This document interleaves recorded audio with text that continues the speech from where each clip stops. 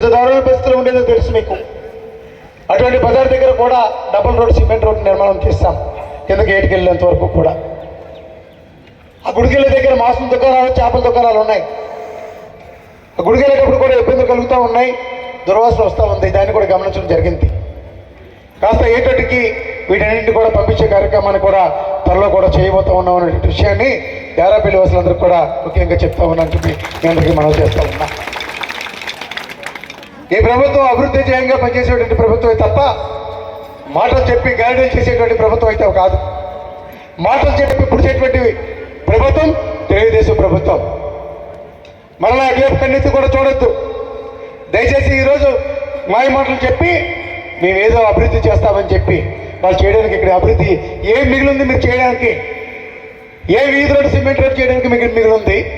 ఏ ఊరికి tar road వేయడానికి ఏం మిగిలింది మీకు?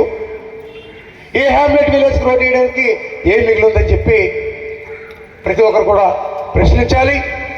జగన్మోహన్ రెడ్డి గారి నాయకత్వాన్ని బలపరచాలి.